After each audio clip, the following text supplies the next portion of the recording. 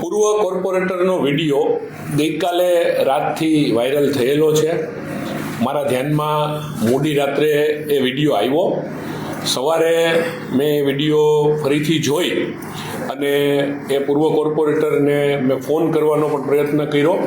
એમનો phone switch off આવે છે. એટલે મેં કાર્યાલયથી રૂબરૂ એમના ઘરે એમને મેસેજ આપવાનો પ્રયત્ન કરેલો છે.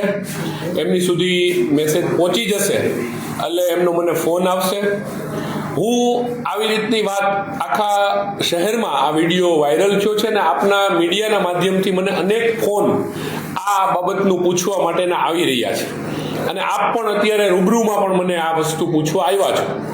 તો હું એમની સાથે ચર્ચા કરી આ બાબતનું એમને ખુલાસો હું પૂછવાનો છું અને આ ગંભીર બાબત જો લાગશે તો પાર્ટી એના ધારાધોરણ મુજબ જે કાંઈ પગલાં લેવા પડશે એ પણ પાર્ટી આ બાબતમાં પગલાં લેશે. ચોક્કસ આ બાબતે કંઈ પણ વસ્તુની ખરાઈ થશે તો પાર્ટીએ આ બાબતના પગલાઓ લીધા જ છે અને આમાં પણ પગલાં ચોક્કસપણે લેશે. કારણ કે કોર્પોરેટર રહી ચૂક્યા હોય, એ ડિરેક્ટર પણ સરકારમાં રહી ચૂક્યા છે અને આવી રીતની વ્યક્તિ દ્વારા જો કંઈ આવી બાબત બનેલી હોય તો ચોક્કસ ચૂંટણીનો સમય નજીક છે એટલે નહીં, કોઈ પણ સમયે ભારતીય જનતા પાર્ટી શિસ્તબદ્ધ પાર્ટી છે અને આમાં જે કંઈ કરવું પડશે એ પાર્ટી કડકાઈથી પગલાં લેશે.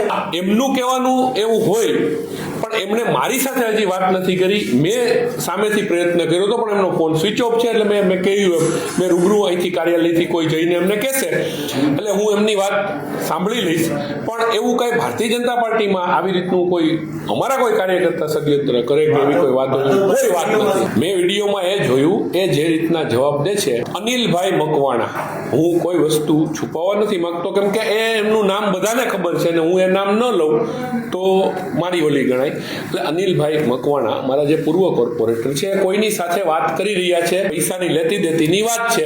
હવે એ લેતી દેતીની કઈ બાબતની વાત છે, શું છે એ હું એમની પાસેથી ખુલાસો માંગી રહ્યો છું.